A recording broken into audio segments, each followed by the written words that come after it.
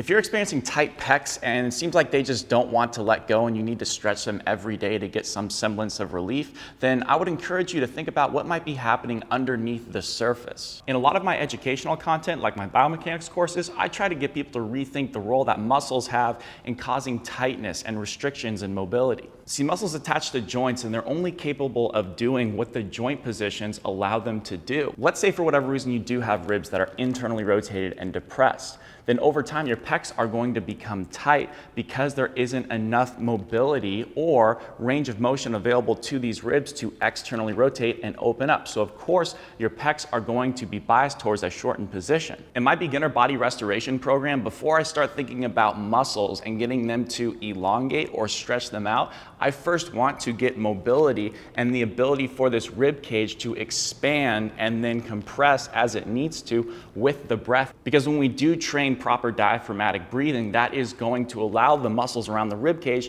to start to loosen up naturally, because we're going to be biasing these ribs opening up a lot, which is going to allow for more muscular variability in terms of the ability for them to contract and elongate as they need to. We want to be in this A-frame position, this hook lying position here with the feet flat. And we want to make sure that we have our elbows directly underneath the shoulders and we have our neck in a neutral position of lordosis.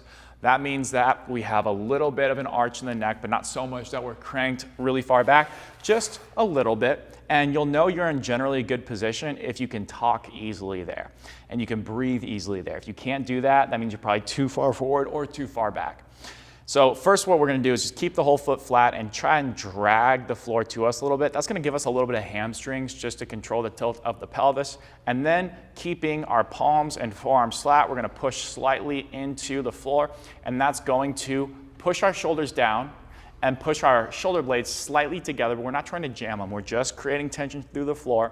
That's going to open up the chest. Now, we're going to exhale, big open mouth sigh until we feel our side abs engaged, not our six pack, but our side abs. Make sure it is those side abs, and you'll get them if you can exhale, big open mouth sigh, not but until we get those.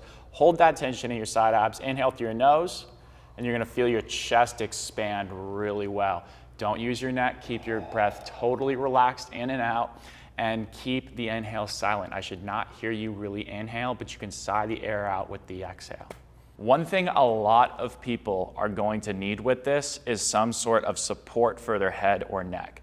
So again, same degree of neck lordosis or arching, and it should be super comfortable. You should feel completely relaxed because we want the neck to stay shut off. If it's going to turn on, that's going to pull your head forward. You're going to actually tighten your upper chest. So make sure it stays nice and chill, and everything else is the same. By far the most common mistake in this is people will push through the floor with their forearms and their ribs will arch. So there's a way in which you can push through the floor and you can get your shoulders to come back and you can still keep your ribs down. That's where we want to be. That's going to allow us to leverage the obliques, and that's going to allow us to make sure that we are getting the expansion where we want it, because if we're just flared like this, that's going to push the air into our belly and not our chest. This is the long-seated press down from Postural Restoration Institute. The purpose of this is to kick on the triceps and open up the chest with some air. So we need to be in a position where we have our legs mostly straight. And we have two dumbbell handles or something we can press down on to where our fingers aren't going to actually touch the ground. And then what we're going to do is we're going to press down into those handles, and what we're going to do is extend our elbows, and then we want to lean forward without leading with the head. And we're going to lean forward as much as we can where we can feel pretty stable and we can maintain this position. So it shouldn't feel excessively stressful, and our hips can stay tucked underneath us. So Trevor, in that position, exhale through your mouth, nice and big open mouth until you feel your side abs. Close your mouth, inhale through your nose, keeping that slight side ab tension. He should feel his chest expand because his shoulders are packed down.